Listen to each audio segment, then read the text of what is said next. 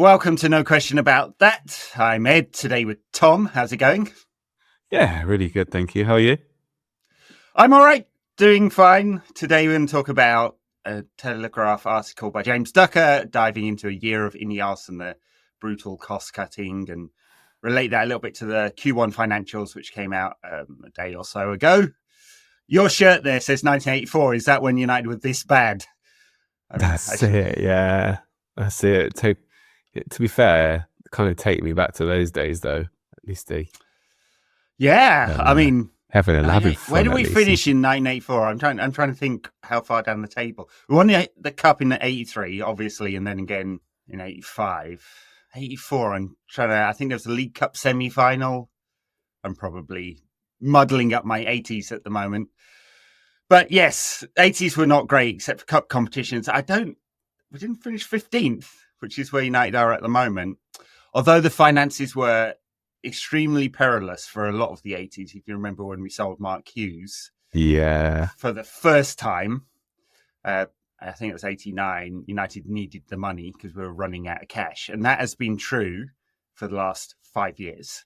United are slowly and then very quickly running out of cash completely. And I think it puts into context the conversation we're going to have about cuts and stuff like that. So United have lost over £300 million in the last 3 years, at the same time spending net well over 400 on quite a lot of crappy transfers and some really bad mistakes we'll get into.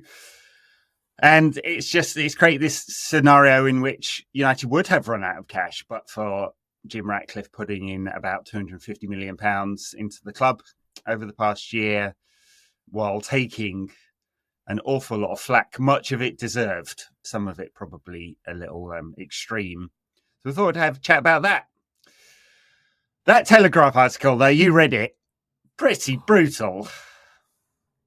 I saw that Paddy Power skit the other day. Yeah. And upon reading that article, I didn't actually realise that Paddy Power skit was a documentary. Yeah. I can't believe reading it. I was like, there were things that like you would think, oh, in this Paddy Power skit is a bit far fetched. Like it's but like what was the one? This sellotape? Like they couldn't afford sellotape or something. I can't remember that one. They returned it because they did a big stationery order, and the manager said nope. And bulk vegetable buys had to go through like special order at Carrington. Yeah. Like, I mean, these are kind of like funny anecdotes and funny sound bites, but like if you were a supporter of anyone but United, you would be laughing your head off right now. I mean, it's even funny to us, but like it's funny in the fact that if you don't laugh, you'll cry kind of way. Yeah. Like how has this institution turned into this so quickly? Well, it gives off Risdale at Leeds vibes, doesn't it? After they spent way more than they could afford chasing the dream, and then had to cut everything as a result. So, yeah, I mean, I'm sure it's funny for lots of people. This is a failing of United's own making, 100%. Right? There's nothing, no external force outside the club that has told United to mismanage the club this badly. But the stem, the root, the fish rots from the head down, is the Glazer family and their takeover. Right? So you can run this all the way back to like the debt. So 600 and something million pounds of debt to take over the club, leverage buyout. That has not fallen at all in the 20 years. There aren't the PIK loans, the payment in kind loans that were there at 14 and something % back in the day. Most of it's on long-term senior secured bonds, as they say, which are actually due in 2027, by the way. So the interest rate paid on those, it's not horrendous. It does fluctuate with Forex, as we saw in the Q1 results.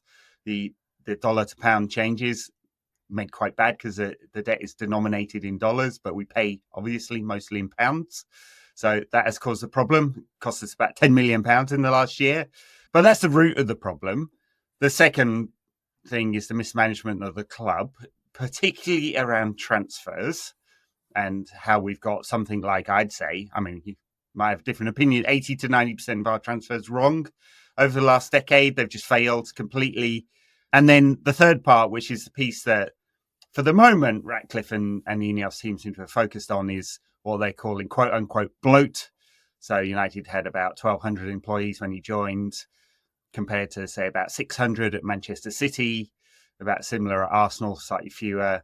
And this is where he's focused. He's focused on first thing that went with the corporate credit cards, and then capping spending by anyone at the club. So Omar Barada, for example, only has a £25,000 sign-off limit. I used to have more than that, quite a lot more than that. I'll let you know. Yeah, orders of magnitude more, in fact. So there's that part of it, the cost cutting right across the board. People not being able to go to the cup final, saving on the ticket allocation expense for away tickets in Europe, cutting the staff bonus for stewards. Paddy Power was making fun of them refilling Heinz ketchup bottles with a cheap own brand. It wouldn't surprise me to find out that was true either. So those are the three main areas, right? So get transfers right, reduce the cost base, which is brutal in human terms, right? And then start to come back to profitability so the club isn't losing money year over year. Yeah, but most of that, because you could argue in a lot of respects that all of that is good. It's below. We're finally cutting costs in the right way, etc., etc. But then, as that article detailed, that like executives were still going to the FA Cup final in limos. Obviously, the Dan Ashworth and the Ten Hag numbers were revealed this week. Two massive failings and massive displays of incompetency. The Ashworth thing is staggering. £9 million. Yeah, and you all.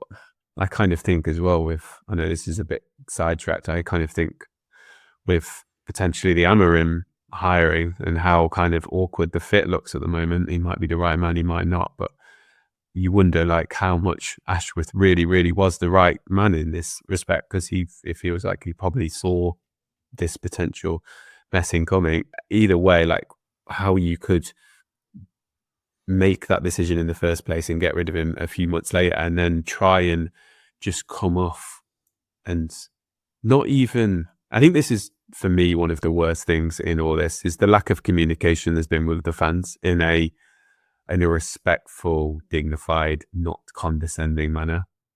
Because all we're seeing right now, we've heard from Jim Ratcliffe quite a lot, especially in the early days. He's been a bit quieter recently, but now all we're getting is leaks, or we're getting is really bad news stories, and we're not getting anything from Ratcliffe saying, or any kind of like soft PR, smoothing it over, like at least kind of patting us on the back, like I say, in a non-condescending way, to be like, we're really sorry, like we really don't want to do this, but we're going to have to because of X, Y, Z. Like there's just been like, it's almost like a lack of disregard for our feelings. And I said before plenty of times that United is a political being. It's not just a business that you're running. And they've done so bad. And like I said, like it just leaves such a bad taste in the mouth. Whether all this is needed or not, like the incompetency that is running through this regime is just, it's sickening, to be fair. And and you kind of think to the future as well. It's just so depressing right now. It is. I mean, we're right at the trough at the moment with all the cost cutting. And I think the contrast between the millions spent on renewing Ten Hag's contract, which I guess they had to do. We talked about it. He'd have been a lame duck otherwise. And I understand why they gave him an extra year. It's just 116 days later to fire him, when I think like everyone had come to the conclusions, including if you read the interview with Rafa Varane in The Athletic. Yeah, I was literally about to say that. Who said that the squad was no longer with him. So it's stunning. That is really stunning. Right, so they did a end of season review, and apparently they didn't talk to the players. Right, it seems like. I mean, I don't know. I'm not saying that from a basis of knowledge, but if Rafa Varane, a very mature and grown up and respectful player, right? He seems like a grown up amid all of this. Always has done, yeah. Always has done. Very classy player, classy individual. and he'd be saying like he couldn't believe he was surprised that the manager stayed. He knows, and he talked about the contrasts in the structure at Real Madrid, where the pressure is taken off the players, and at Manchester United, where it's very much heaped on. Right, so I think that's quite revealing, and it appears that review was a total failure as a result. It came to the conclusion that Ten Hag should stay. Now, we don't know exactly the discussion between the players because that's never come out, right? And I don't suppose it will. Why would Ratcliffe, Brailsford, Barada, Ashworth, and Wilcox say what they spoke to each other on Ratcliffe's boat in Monaco or in Tenerife when they ordered Ten Hag to come for his thumbs up, thumbs down, the emperor says no or yay type scenario. So we don't know exactly how they came to that conclusion. Maybe Ashworth fought to keep him, and that was the clash that broke the camel's back. Who knows? I don't know, but it's obviously a catastrophic decision. Awful on the pitch, awful because we had to pay him extra compensation when he was inevitably fired, but also that we bought him a bunch of players for him that have mostly failed, honestly. Not completely, but I think there's a lot of question marks over everyone, right? And you compare and contrast that to the cuts that have been making, and it's not a good look all round. So if we were making better decisions from, if you go top down like this, like they're doing, right, and you go, the word of God, we're not going to trust the departmental heads to do their thing. Maybe that's political. I've been in organisations where there's a lot of internecine fighting, right, between departments for budget and resources and power. Maybe that was United. I kind of suspect it was, right? So they've gone top down and said, these are the rules now. And so maybe they had to do that. But if you're going to do that and then you fuck up some really big decisions while making those cuts, you're never going to get the PR, the legacy, or the respect that you deserve. And then add on, as you say, kind of a lack of communication recently. I mean, it should be Barada that's out there as the CEO, really, rather than Ratcliffe, the owner. He's like, CEOs get paid the big bucks because they take this battering, right? And if you're failing as an organization, you're responsible for it. And so he should be out there explaining what they're doing and why, and the path to success, given that we've got this goal of 2028 of winning the Premier League, which seems completely fucking fanciful right now, doesn't it? But if they're saying, right, we're cutting to the bone right now in order that we can rebuild again, and here's our vision and our strategy for doing that, it's not giving away any company secrets that someone can copy, right? But it's respectful to the fans who are wondering what the fuck's going on. Yeah. I just can't even find any positivity at the moment to anything that INEOS are doing in any single respect, because like we just kind of said, so I think there's 14 million for Ten Hag.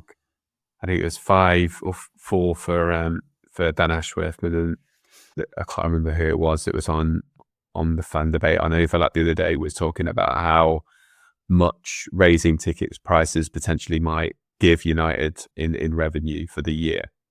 And I think he said it was about 20 million. So literally the 20 million that we've lost by sacking these chaps, we've almost had to do with the increase of 60s, which is, again, it's the fan who's paying for the mistakes of INEOS, and then it's also the average working person at United who's having to pay for INEOS, and there's this point already, a year into their running of the business, that a huge schism has erupted, and I feel like maybe in my lifetime at least, we're in this position where billionaires and the establishment are hated more than ever, at least in my lifetime, despite, weirdly, one of them being the leader of the free world. I feel like the backlash that INEOS are going to continue to get and take is just going to completely turn this club, which is already pretty toxic right now, even further toxic. And I feel like these cuts, these kind of stories, I don't know if it was just bullshit, but there was a story in the Daily Mail about the leaker in the dressing room, and the leaker was like, I'm having to lay low right now because Amarim's gone mad. Like it might be just a complete bullshit story, but it's ridiculous. Like how much toxicity is at the club, how much infighting is at the club, how much politics is at the club, how much bureaucracy is at the club. And I just feel that, especially with everything that's going on, the fan base is just going to become even more anti what and everything that INEOS stand for. And we're also going to become a lot less trustful in Amorim, I think, immediately, because I feel like with Amorim, the only we've heard him speak. He's great at speaking. He's amazing at talking to the press. He did a great job at Sporting. But the only thing apart from those two things, and a Sporting thing is great, but it's in the Portuguese league. The talking in the press is great, but it doesn't really show on the pitch. And the only thing that at the moment we're kind of hanging our hat on is that INEOS have made the right decision to hire this guy. Because on the pitch, we see nothing to indicate that he's doing the right job. Therefore, that INEOS have made the right decision to hire this guy. I mean, considering everything else that INEOS have done wrong, and we're not saying that INEOS is the wrong guy, Amorim is the wrong guy, but considering everything that INEOS have done so far, it doesn't really give me a lot of trust in Amorim. Yeah. And I feel like that's just going to continue to, all of this toxicity is just going to make everything else worse. And it's already, Amorim's even acknowledged it himself, like these cuts, these redundancies are having an effect on the players. Like it's all just creating such an incredibly toxic culture, which already existed. Well, that effect on the player comes back to the Varane point, doesn't it? About shielding players from the pressure and the stresses of what's going on. And it appears that United don't do that very well. Like, I don't want to come across as having any kind of sympathy for Ratcliffe and INEOS here. I just kind of understand what they're doing and why they're doing it. The compare and contrast is the worst bit. Like the 20 million that it's cost to, retain Ten Hag, sack him, bringing Ashworth, sack him, hire Amorim, like contrasts really badly with sacking 250 people and perhaps another 100 more. Now that has reduced the cost base at the club by over 40 million per year. The playing cost base is coming down as well. It will come down further this summer when a few sort of high-paid players leave. That fits very well with what Amorim did at Sporting and his sort of plan there. He likes working with younger players, right? So I kind of see where it's all coming from. It's just all fucking horrible, absolutely horrible. And I feel for people who are, probably earning 30 grand a year at United doing normal jobs, whose bonuses have been cut, who've thought they had a job one day, their dream job, working for pennies in football, because normies in football do not earn big salaries, right? And because of the loyalty factor, the dream job, and it's just gone away, right? And so that's the brutal side of things. Like probably, in my former life as a kind of strategy consultant, I'd have been looking at similar things like what is the return on investment you're getting for all this stuff. The thing in football is like it's all at the top end, right? So you make a bad player transfer, Mason Mount, on a couple $100,000 a week plus the 50 odd million to bring him in. That just dwarfs anything you're going to do by firing the tea lady and some catering staff and the security team and the marketing team and all of this kind of stuff, right? So you absolutely... And Ratcliffe has acknowledged this himself, actually. In one of his earlier interviews, he said, we've got to get the transfer thing right. They've got to get the transfer thing right. It dwarfs everything else. And United have got this so badly wrong for a decade, like just total failure after total failure. Net over $1 billion spent in the last decade, add a couple of billion more in wages on failed players. There's 5 trophies to show for it over the last decade, 2 FA Cups, 2 League Cups, the UEFA Cup by United's historical standards, that's a total failure.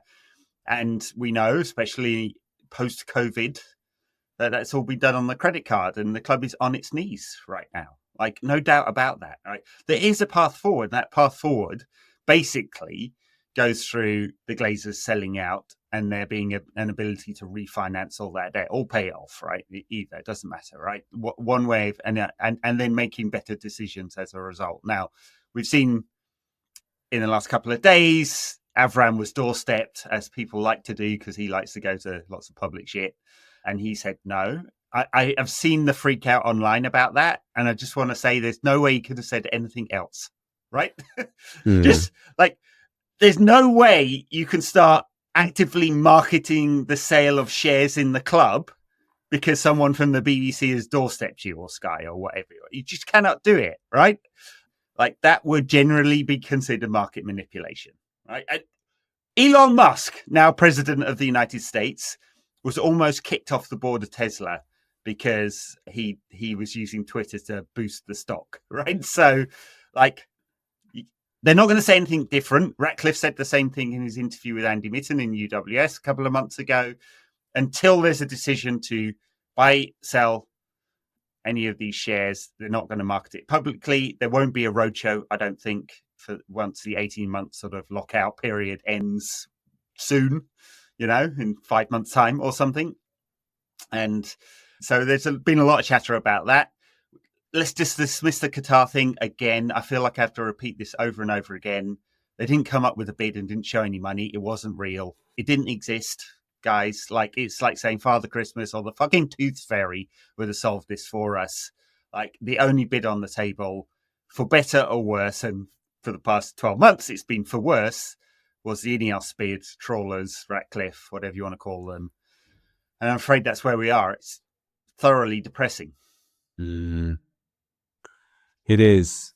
And he says that we need to start making better decisions from a recruitment perspective. But I mean, we not even talking about like the signings that we've got so far, but I feel like, again, to almost take it back to Amorim again, if Amorim isn't the man, we're going to have to buy loads of players for him.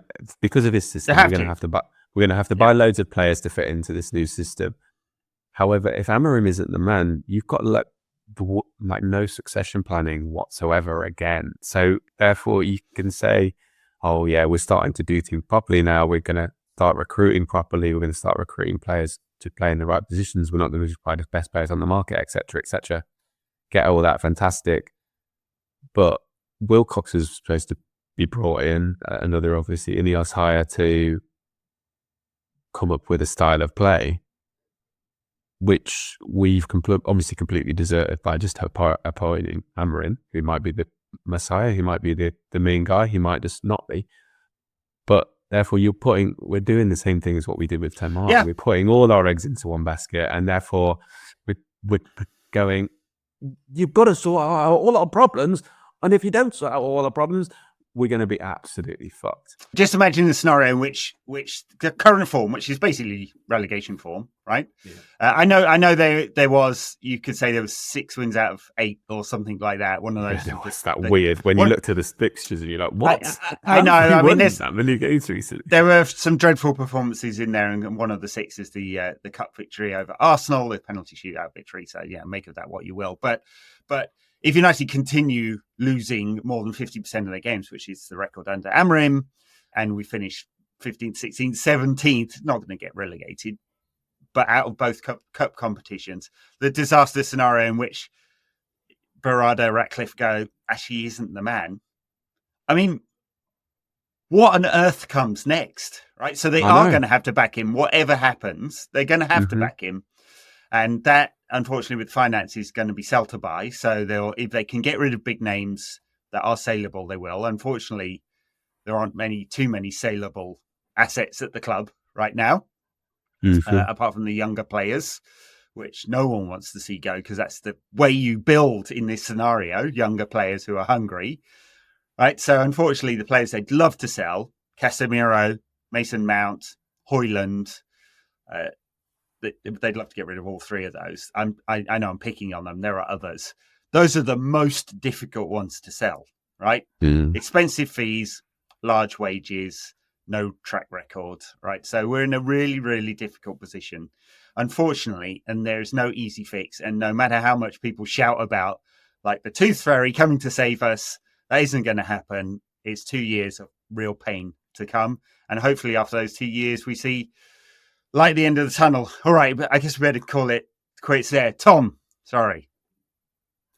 Well, yeah, like if there isn't light at the end of the tunnel there in 2 years, and Amorim is a disaster, I'm not saying that he will be, but like we are literally putting everything onto him at the moment. Like everything is onto him because of the way he played, and the way that we're going to have to completely reshape the squad to fit his style of play. And I feel like that's just absolutely insane. The more I think about it, the more insane I think it is. And I hope to God that he's the right man, because again, I think he speaks amazingly. He feels like almost everything he says seems to be the right thing, and he resonates so much with us. He gets where United are as a club. He gets us as fans of how we feel and what we think. But to do this when we're in the position that we are now, and we've seen all the financials, we've seen how basically fucked we are, and how dependent we are on getting recruitment right. If this fails, like we are in some real shit. Great. What a lovely sentiment to end on. We'll close out there. Thank you, listeners, viewers, wherever you are. Thank you, Tom. Thank you. Catch you next time. Bye now.